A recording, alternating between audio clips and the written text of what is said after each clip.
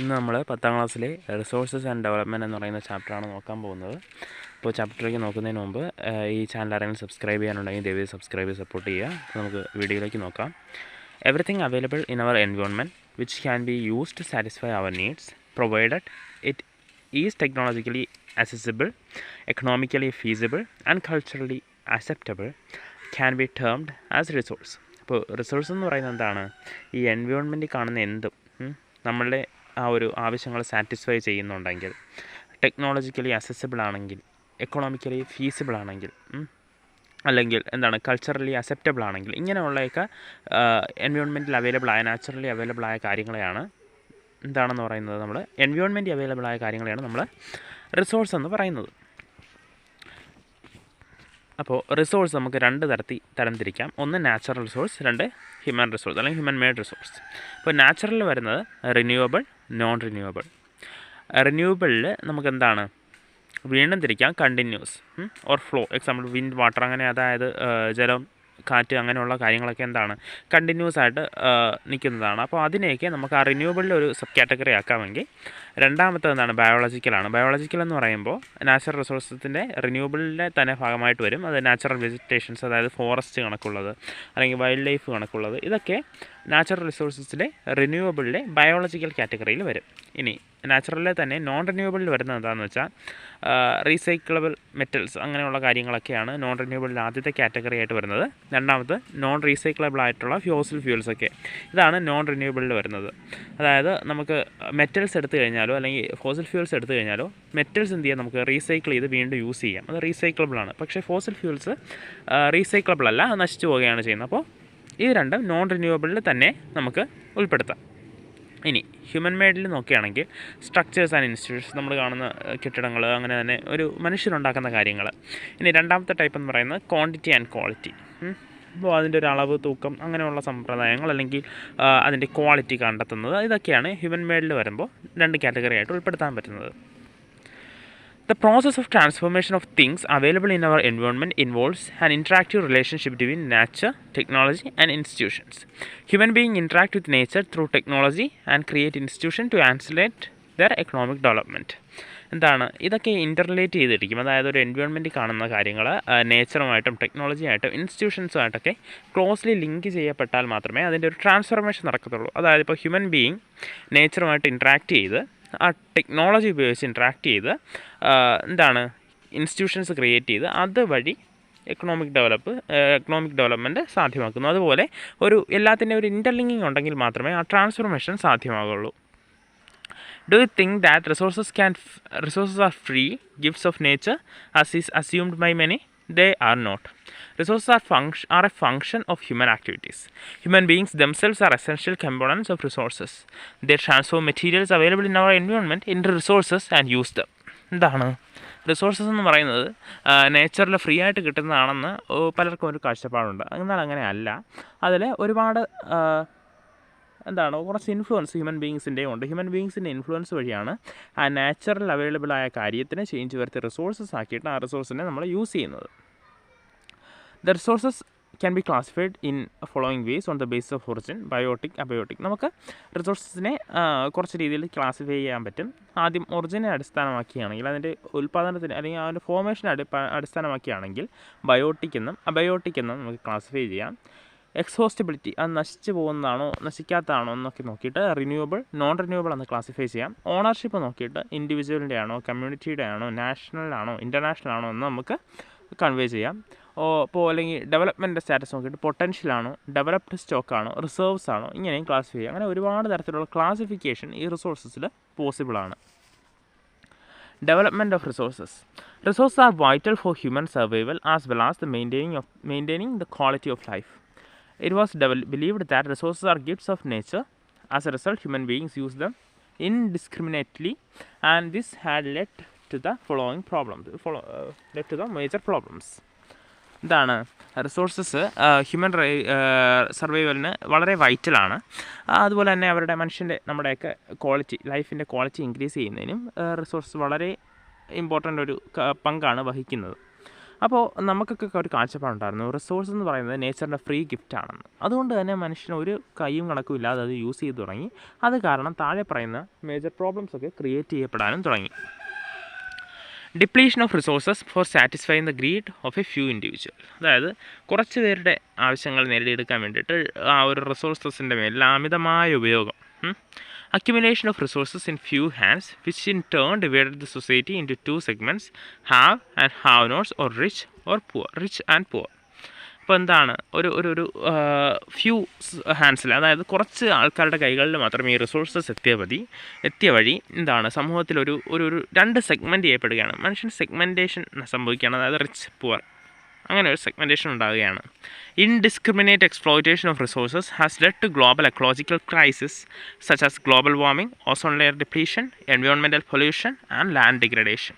അപ്പോൾ എന്താണ് ഈ ഒരു കൈയും കണക്കില്ലാത്ത ഉപയോഗം നേരത്തെ പറഞ്ഞിട്ടുണ്ടായിരുന്നു. അത് കാരണം ആ ഒരുപാട് എക്കോളജിക്കൽ ക്രൈസിസ് ഉണ്ടാകുകയാണ്. സച്ച് ആസ് ഗ്ലോബൽ വാർമിംഗ് കണക്ക്, അല്ലെങ്കിൽ ഓസോൺ ലെയർ ഡിപ്ലീഷൻ കണക്ക്, എൻവയോൺമെൻറ്റൽ പൊല്യൂഷൻ കണക്ക്, ലാൻഡ് ഡിഗ്രഡേഷൻ കണക്ക്, ഇങ്ങനെ ഒരുപാട് എക്കോളജിക്കൽ പ്രോബ്ലംസൊക്കെ ക്രൈസിസൊക്കെ ഇത് കാരണം ഉണ്ടാകുകയാണ് ഈ ഒരു പരിധിയില്ലാത്ത ഉപയോഗം കാരണം. An equitable distribution of resources has become essential for a sustained quality of life and global peace. Quality of ലൈഫിന് അല്ലെങ്കിൽ ഗ്ലോബൽ പീസിന്, ഇത് രണ്ടിനും ഈ ഒരു റിസോഴ്സസിൻ്റെ ഇക്വിറ്റബിൾ ഡിസ്ട്രിബ്യൂഷൻ അത്യന്താപേക്ഷികമാണ്. അല്ലാതെ ഒരാൾക്ക് കൂടുതൽ അല്ലെങ്കിൽ ഒരാൾക്ക് കുറവ് അല്ലെങ്കിൽ കൈയും കണക്കില്ലാത്ത ഉപയോഗം അതൊക്കെ ഒരിക്കലും അംഗീകരിക്കാൻ പറ്റുന്ന കാര്യങ്ങളല്ല. If the present trend of resources depletion by a few individual and countries continues, the future of our planet is in danger. നമ്മൾ പറഞ്ഞ കണക്ക് അതിങ്ങനെ തുടരുകയാണെങ്കിൽ നമ്മുടെ ലോകത്തിൻ്റെ തന്നെ ഭാവി ഇരുട്ടിലാകുകയാണ് ചെയ്യുന്നത്. Therefore, resource planning is essential for sustainable existence of all forms of life. Sustainable existence is a component of sustainable development. അപ്പോൾ എല്ലാ ജീവജാലങ്ങളുടെയും എക്സിസ്റ്റൻസിന്, ഒരു സസ്റ്റൈനബിൾ എക്സിസ്റ്റൻസിന് ഈ റിസോഴ്സ് പ്ലാനിങ് അത്യന്താപേക്ഷികമാണ്. ഈ റിസോഴ്സ് അല്ലെങ്കിൽ ഈ സസ്റ്റൈനബിൾ എക്സിസ്റ്റൻസ് എന്ന് പറയുന്നത് സസ്റ്റൈനബിൾ ഡെവലപ്മെൻറ്റ് ഒരു കമ്പോണൻ്റ് ആണെന്ന് വേണമെങ്കിൽ നമുക്ക് പറയാം. Rio de Janeiro earth summit 1992, അതിനെപ്പറ്റിയാണ് നമ്മൾ നോക്കുന്നത്. In June 1992, more than 100 heads of states met in Rio de Janeiro in Brazil for the first International Earth Summit. The summit was convened for addressing urgent problems of environmental protection and socio-economic development at a global level. The assembled leaders signed the Declaration of Global Climatic Change and Biological Diversity. The Rio Convention endorsed the Global Forest Principles and adopted Agenda 21 for achieving sustainable development in the 21st century. അപ്പോൾ എന്താണ് Rio de Janeiro earth സമ്മിറ്റിൽ 1992 ലോകത്തെ ഒരുപാട് രാജ്യങ്ങൾ പങ്കെടുക്കുകയും അവിടെ വെച്ച് ആ ഒരു എൻവയോൺമെൻറ്റ് പ്രൊട്ടക്ഷന് വേണ്ടിയിട്ട് ഒക്കെ ഒരുപാട് തീരുമാനങ്ങൾ എടുക്കുകയും അജണ്ട 21 അഡോപ്റ്റ് ചെയ്യുകയും ചെയ്തിട്ടുണ്ടായിരുന്നു. അപ്പോൾ ഇതെന്താണ് നമ്മുടെ 21ാം നൂറ്റാണ്ടിൽ സസ്റ്റൈനബിൾ ഡെവലപ്മെൻറ്റിനെ നേടിയെടുക്കുന്നതിന് വേണ്ടിയിട്ടാണ് ഈ അജണ്ട 21 എന്ന് പറയുന്ന അജണ്ട അവർ മുന്നോട്ട് വെച്ചത്. അപ്പോൾ അജണ്ട 21 എന്താണെന്ന് നോക്കാം. It is a declaration signed by world leaders in 1992 at the United Nations Conference on Environment and Development, which took place at Rio de Janeiro, Brazil. It aims at achieving global sustainable development.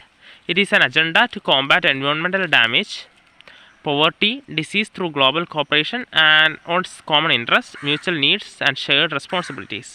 One major objective of the Agenda 21 is that every local government should draw its own local Agenda 21.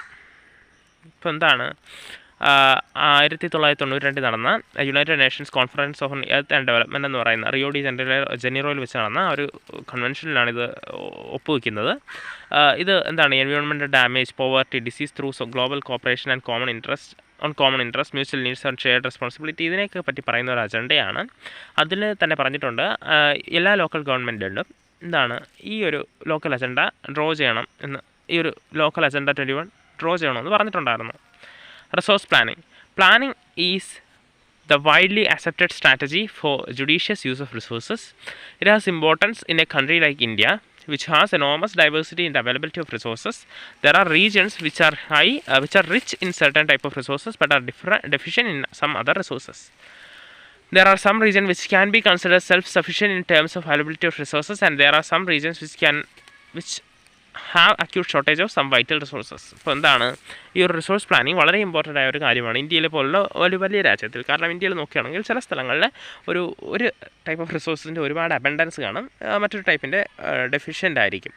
അല്ലെങ്കിൽ ഒരു സ്ഥലത്ത് നോക്കുകയാണെങ്കിൽ എല്ലാവർക്കും self sufficient ആയിരിക്കും resources, വേറെ സ്ഥലത്താണെങ്കിൽ ഒരുപാട് കുറവ് സംഭവിക്കുന്നതായിട്ട് നമുക്ക് കാണാം. അങ്ങനെ ഇങ്ങനെ ഒരു ഡൈവേഴ്സിറ്റി നിലനിൽക്കുന്നതുകൊണ്ട് തന്നെ ആ റിസോഴ്സ് പ്ലാനിങ് വളരെ ഇമ്പോർട്ടൻ്റ് ആണ്. For example, the states of Jharkhand, Chhattisgarh and Madhya Pradesh are rich in mineral and coal deposit. Arunachal Pradesh has abundance of water resources but lacks in infrastructure development. The state of Rajasthan is very well endowed with solar and wind energy but lacks in water resources. The cold desert of Ladakh is relatively isolated from the rest of the country. It has very rich cultural heritage but is deficient in water, infrastructure and some vital minerals. This calls for balanced resource planning at the national, state, regional and local levels. ഇതാണ് ഇപ്പോൾ ഇന്ത്യയിൽ തന്നെ നോക്കുകയാണെങ്കിൽ ജാർഖണ്ഡ്, ഛത്തീസ്ഗഡ്, മധ്യപ്രദേശ് പോലുള്ള സ്ഥലങ്ങളിൽ minerals കാരണവും call deposit കാരണം അത് ഒരുപാട് റിച്ചാണ്. ആ ഒരു കാര്യങ്ങളിൽ ഒരുപാട് റിച്ചാണ്. ഇനി നമ്മൾ നോക്കുകയാണെങ്കിൽ രാജസ്ഥാനിൽ നോക്കുകയാണെങ്കിൽ അവിടെ ഒരു സോളാർ വിൻഡ് എനർജിക്ക് ഒരുപാട് ഫെസിലിറ്റീസ് ഉണ്ടെങ്കിലും വാട്ടർ ഷോർട്ടേജ് നല്ല രീതിയിലുണ്ട്. ഇനി അരുണാചലിൽ നോക്കുകയാണെങ്കിൽ അവിടെ വാട്ടർ റിസോഴ്സസിൻ്റെ അബൻഡൻസ് ഉണ്ടെങ്കിലും എന്താണ് ഇൻഫ്രാസ്ട്രക്ചർ ഡെവലപ്മെൻറ്റ് കുറവാണ്. ഇനി ലഡാക്കിൽ നോക്കുകയാണെങ്കിൽ അവിടെ നല്ല കൾച്ചറൽ ഹെറിറ്റേജ് ഉണ്ട്, പക്ഷേ വാട്ടർ ഡെഫിഷ്യൻ്റ് ആണ്, ഇൻഫ്രാസ്ട്രക്ചറിൻ്റെ അപര്യാപ്തതയുണ്ട്, വൈറ്റൽ മിനറൽസിൻ്റെ അപര്യാപ്തതയുണ്ട്, ഇതൊക്കെ ഉണ്ട്. അപ്പോൾ ഒരു ബാലൻസ്ഡ് റിസോഴ്സ് പ്ലാനിങ് ഒരു രാജ്യത്തായാലും സ്റ്റേറ്റിലായാലും ഒരു റീജിയണിലായാലും ഒരു ലോക്കൽ ലെവലിലായാലും ഇമ്പോർട്ടൻ്റ് ആണ്. Resource planning in India. Resource planning is a complex process which involves identification and inventory of resources across the regions of the country. This involves surveying, mapping and qualitative and quantitative estimation and measurement of the resources. എന്താണ് resource planning എന്ന് പറയുന്നത് വളരെ complex ആയൊരു പ്രോസസ്സാണ്. അപ്പോൾ നമ്മൾ ആദ്യം ചെയ്യേണ്ടത് എന്താണ് ഐഡൻറ്റിഫിക്കേഷൻ. ഇപ്പോൾ റിസോഴ്സിൻ്റെ ഐഡൻറ്റിഫിക്കേഷൻ, അതിൻ്റെ mapping, qualitative quantitative estimation, measurement, ആ റിസോഴ്സിൻ്റെ മെഷർമെൻറ്റ്, ഇങ്ങനെയൊക്കെയുള്ള കാര്യങ്ങളാണ് ആദ്യം ചെയ്യേണ്ടത്.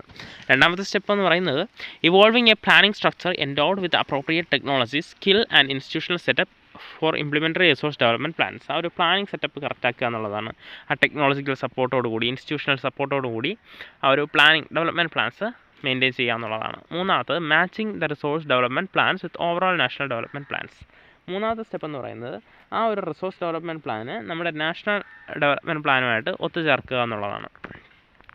India has made concerted efforts for achieving the goals of resource planning right from the first 5-year plan launched after independence. India ആദ്യത്തെ പഞ്ചവത്സര പദ്ധതി ആദ്യം സ്വാതന്ത്ര്യം കിട്ടിയതിന് ശേഷമുള്ള ഫസ്റ്റ് 5-year പ്ലാൻ മുതൽ തന്നെ ഈ ഒരു റിസോഴ്സ് ഡെവലപ്മെൻറ്റ് വളരെ വലിയൊരു ഇമ്പോർട്ടൻസ് കൊടുക്കുന്നുണ്ട്. The availability of resources is a necessary condition for the development of any region, but mere availability of resources in the absence of corresponding changes in technology and institution may hinder development. There are many regions in our country that are rich in resources, but these are included in economically backward regions. On the contrary, there are some regions which have a poor resource base, but they are economically developed. എന്താണ് ഒരു technology അല്ലെങ്കിൽ institution ഇല്ലാത്തടത്തൊരു abundance ഉണ്ടെന്ന് പറഞ്ഞാലും അത് വളരെ ബുദ്ധിമുട്ടായിരിക്കും. അതുപോലെ തന്നെ ഇന്ത്യയിലെ പല സ്ഥലങ്ങളിലും റിസോഴ്സ് റിച്ച് ആണ്, പക്ഷേ എക്കണോമിക്കലി ബാക്ക്വേർഡ് റീജിയനാണ്. അവിടെയും ആ റിസോഴ്സ് പ്ലാനിങ് വളരെ ബുദ്ധിമുട്ടായിരിക്കും. അപ്പോൾ ഇതെല്ലാം ഒരു നല്ല രീതിയിലേക്ക് കൊണ്ടുവരേണ്ടത് ഒരു അത്യാവശ്യ ഘടകമാണ്. The history of colonization reveals that rich resources in colonies were the main attraction of foreign invaders. ഈ കൊളനൈസേഷൻ നോക്കുകയാണെങ്കിൽ ഈ കോളനൈസ് ആക്കാൻ അവർ വന്നത് തന്നെ നമ്മുടെ റിസോഴ്സസിൽ കണ്ണുവെച്ചായിട്ടാണ്. It was primarily the higher level of technological development for the colonizing countries that helped them to exploit resources of other regions and establish their supremacy over the colonies. ഇനി നമ്മൾ നോക്കുകയാണെങ്കിൽ അവരുടെ ഒരു ടെക്നോളജിക്കൽ ഡെവലപ്മെൻറ്റ് അത് കാരണമാണ് ഈ കോളനൈസിങ് കൺട്രീസിന് മറ്റുള്ള രാജ്യങ്ങളുടെ മുകളിൽ ആധിപത്യം സ്ഥാപിക്കാൻ സഹായമായത്, അവരെ എക്സ്പ്ലോയിറ്റ് ചെയ്യാൻ കാരണമായത്. Therefore, resources can contribute to development only when they are accompanied by appropriate technological development and institutional changes. India has experienced all this in different phases of colonization. ഇപ്പോൾ ഇന്ത്യയിൽ നോക്കുകയാണെങ്കിൽ എന്താണ്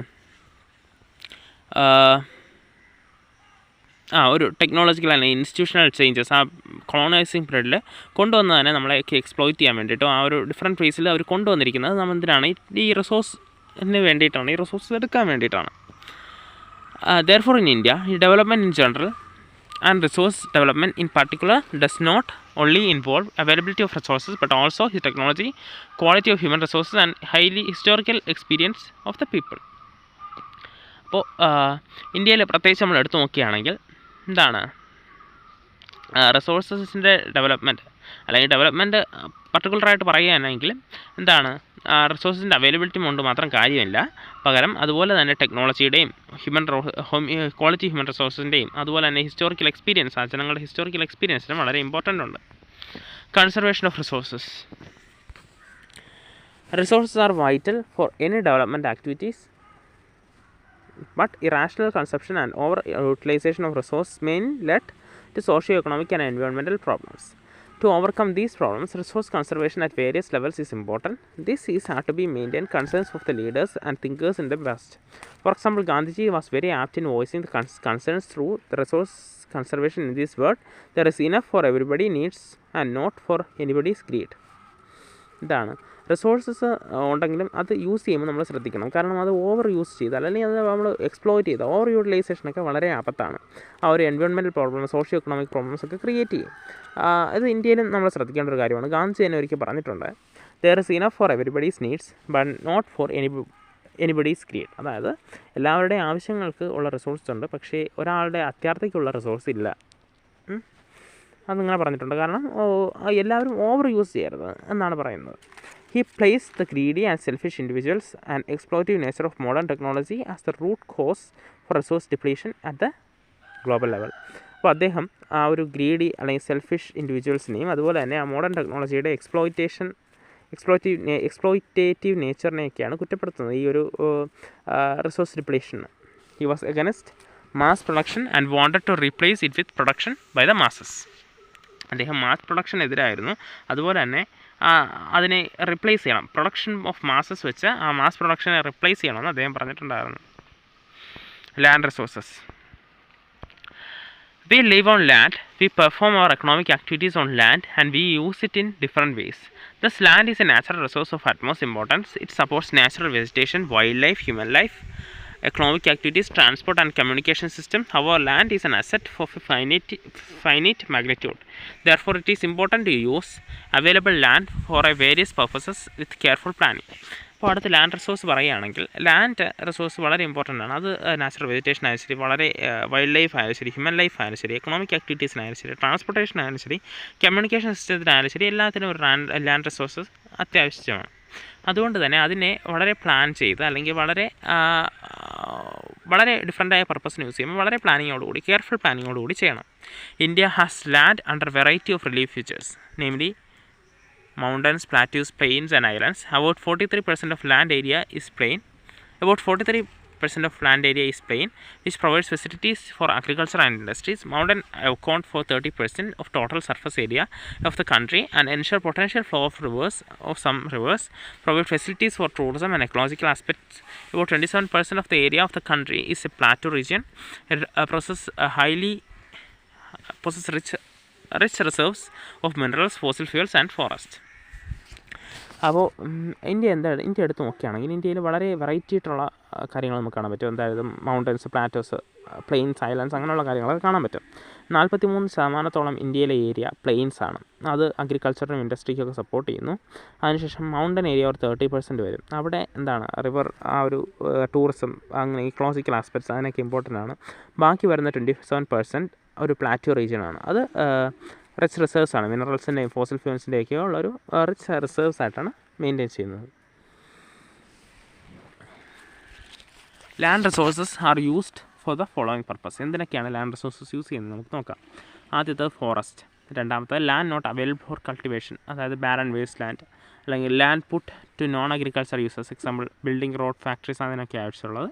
third, other uncultivated land excluding fallow land, fallow land അല്ലാത്ത uncultivated land, അതായത് permanent pastures അല്ലെങ്കിൽ grazing land, land under miscellaneous tree corps, grooves അങ്ങനെയുള്ള കാര്യങ്ങൾ, അല്ലെങ്കിൽ കൾച്ചറബിൾ വേസ്റ്റ് ലാൻഡ്, അതായത് 5 വർഷത്തിന് 5 അഗ്രികൾച്ചറൽ ഇയേഴ്സിന് മുകളിലായിട്ട് അൺകൾട്ടിവേറ്റഡ് ആയിട്ടിരിക്കുന്നത്, അങ്ങനെയുള്ള ലാൻഡ്സൊക്കെ ഉണ്ട്. അടുത്ത് ഫാലോ ലാൻഡ്സ്, അതായത് current fallow, left with cultivation for 1 or less than an agricultural year. B, other than current fallow, left uncultivated for the past 1 to 5 agricultural years. അഞ്ചാമത്തത് net sown area, physical extent of land on which crop are sown harvested in known as net sown area. Area sown more than once in an agricultural year plus net sown area is the gross cropped area. Land use pattern ഇന്ത്യയിൽ land യൂസിൻ്റെ ഒരു pattern ആണ് നമ്മൾ നോക്കുന്നത്. ഇവിടെ ആ ഒരു ചാർട്ടൊക്കെ കൃത്യമായിട്ട് കൊടുത്തിട്ടുണ്ട്. Total geographical area of India is 3.28 million square kilometer. Land use data. However, it is available only for the 23% of the total geographical area because the land use reporting the most of the northeast states except Assam has not been done fully. Moreover, some areas of Jammu Kashmir occupied by Pakistan and China have also not been surveyed. അപ്പോൾ നമ്മൾ നോക്കുകയാണെങ്കിൽ ആ ഒരു 93% ഇന്ത്യയിലെ ലാൻഡിൻ്റെ 93% സർവേയാണ് ഇവിടെ കാണിച്ചിരിക്കുന്നത്. The land under permanent Pasteur has also decreased. How are we able to feed our huge cattle production on this pasture lands? What are the consequences of it? Most of the other than the current fallow lands are either poor quality or the cost of cultivation of such land is very high. Hence, these lands are cultivated once or twice in about 2 or 3 years. And if they are included in the net zone area, and then the percentage of NSA in India will become to about 54% of the total reporting area. The pattern of net zone area varies greatly from the one state to another. അപ്പോൾ നമ്മൾ നോക്കുകയാണെങ്കിൽ ഈ pastor lands ഒക്കെ കഴിഞ്ഞിട്ട് ബാക്കി വരുന്നത് ഈ ഒരു കുറച്ച് പുവർ ക്വാളിറ്റി ലാൻഡ് അല്ലെങ്കിൽ കോസ്റ്റ് ഓഫ് കൾട്ടിവേഷൻ ഹയർ ആയിട്ടുള്ള പ്രദേശങ്ങൾ കാണാം. അപ്പോൾ അതും നമ്മൾ നെറ്റ് സോൺ ഏരിയയിൽ നോക്കുകയാണെങ്കിൽ ഏകദേശം 54% നെറ്റ് സോൺ ഏരിയ നമുക്ക് ഇന്ത്യയിൽ കാണാൻ പറ്റും. The pattern of net zone area varies greatly from one state to another. It is over 80% of the total area in Punjab and Haryana and less than 10% in Arunachal Pradesh, Mizoram, Manipur and Andaman Nicobar. ഇനി NSA നോക്കുകയാണെങ്കിൽ അത് സ്റ്റേറ്റിൻ്റെ base നമുക്ക് vary ചെയ്യുന്നതായിട്ട് കാണാം. ഇനി പഞ്ചാബോ ഹരിയാന എടുത്ത് നോക്കിയാൽ അത് 80% മുകളിലാണ്. ഇനി അരുണാചൽ പ്രദേശോ മിസോറാമോ മണിപ്പൂറോ ആൻഡമാനോ ഒക്കെ എടുത്ത് നോക്കിയാൽ അത് 10% താഴെയാണ്. Forest area in the country is far lower than the desired 33% of the geographical area. And it has outlined in the National Forest Policy. It was considered essential for the maintenance of the ecological balance. ആ ഒരു forest ഏരിയയിൽ നമുക്ക് ഈ വ്യത്യാസങ്ങൾ കാണാൻ പറ്റും. അതായത് decide percentage 33% താഴെയാണ് forest area. It was considered essential for maintenance of the ecological balance. പക്ഷേ ഫോറസ്റ്റിൻ്റെ മെയിൻ്റനൻസ് വളരെ ഇമ്പോർട്ടൻ്റ് ആണ് ഈ 33% എന്ന് പറയുന്നത്. The livelihood of millions of peoples of who live fringes of these forest depends on it. ഏകദേശം ഒരുപാട് ശതമാനം ആൾക്കാർ ഈ ഫോറസ്റ്റിനെ ഡിപ്പെൻഡ് ചെയ്താണ് ജീവിക്കുന്നത്. A part of the land is termed as waste land and land put to other non agricultural uses. Waste land includes rocky, arid and desert areas. അപ്പോൾ നമ്മൾ വേസ്റ്റ് ലാൻഡിൽ നിന്ന് ഉൾപ്പെടുത്തിയിരിക്കുന്നത് റോക്കി, ഏരിഡ്, ഡെസേർട്ട് ഏരിയാസൊക്കെ waste ലാൻഡിൽ ഉൾപ്പെടുത്തിയിട്ടുണ്ട്. And land put to other non agricultural uses include settlement, roads, railways, industries. അതുപോലെ തന്നെ റോഡ്, റെയിൽവേ, ഇൻഡസ്ട്രി ഇതിനൊക്കെ യൂസ് ചെയ്തിരിക്കുന്നത് വേസ്റ്റ് ലാൻഡായിട്ടാണ് യൂസ് ചെയ്യുന്നത്. Continuous use of land over a long period of time without taking appropriate measures to conserve and manage it has resulted in land degradation. ആ ഒരു അതിനെ ലാൻഡിനെ protect ചെയ്യാതെ അതിൻ്റെ continuous use land ഡിഗ്രഡേഷന് കാര്യമായിട്ടുണ്ട്. This in turn has serious repercussions on society and the environment. ഇത് വളരെ serious ആയിട്ടുള്ള ഇഷ്യൂസ് സൊസൈറ്റിയിലും എൻവയോൺമെൻറ്റിലും